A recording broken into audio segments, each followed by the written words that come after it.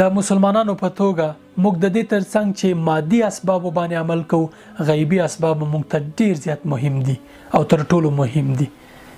غیبي اسباب ذکر، دعا او توکل پر الله تعالی. څو د سهار او ماښام اذکار درته ښیم، عمل پرې وکړئ، ویل ولئ هر سهار او هر ماښام.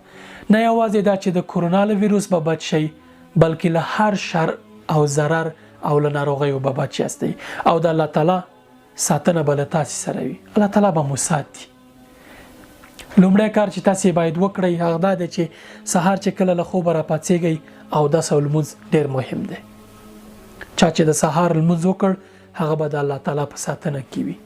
ورپسې ذکر او اذکار چې الله تعالی د ذکر او اذکار په واسطه باندې د انسان ساتنه کوي.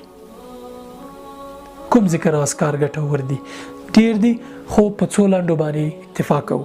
لومړی دا چې الحمدلله باید ووایي، د الله تعالی ثنا او صفت. ورپسې درود شریف. ورپسې د بقرې سورت لومړی آیتونه الف لام میم تر اولئک علی هدی من ربهم واولئک هم المفلحون پورې. بیا ورپسې آیت الکرسی. تر آیت الکرسی وروسته د بقرې سورت وروستي آیتونه لا یکلف الله نفسا الا وسعها. له دې وروسته بیا درې وارې قل هو الله احد، قل اعوذ برب الفلق او قل اعوذ برب الناس. کله چې مو دا خلاص کړل، ځینې مسنونه اذکار دي چې هغه باید وویل شي. لومړی بسم الله الذي لا يضر مع اسمه شيء في الارض ولا في السماء وهو السميع العليم.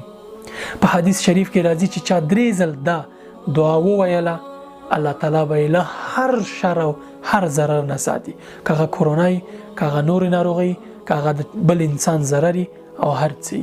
ورپسې اعوذ بکلمات الله التامه ومن كل شیطان هامه ومن كل عین لامه. درې وارې سهار او ماښام. تر دې وروسته اعوذ بکلمات الله التامات من شر ما خلق، اعوذ بکلمات الله التامات من شر ما خلق، اعوذ بکلمات الله التامات من شر ما خلق. دا 3 دعاګانې همیشه سهار او ماښام او هر وخت چې اندېښنه لرئ وایي. ان شاء الله الله تعالی به ستاسې ساتنه کوي له هر شر نه. بله مهمه سپارښتنه مې درته پر الله تعالی توکل دی. د دنیا اسباب دومره مهم ګڼئ لکه دا چې هر څه وي، ورپسې پر الله تعالی توکل کوئ لکه دا اسباب چې هیڅ نه وي. توکل باید داسې وشي. الله تعالی فرمایي قل لن يصيبنا الا ما كتب الله لنا هو مولانا وعلى الله فليتوكل المؤمنون.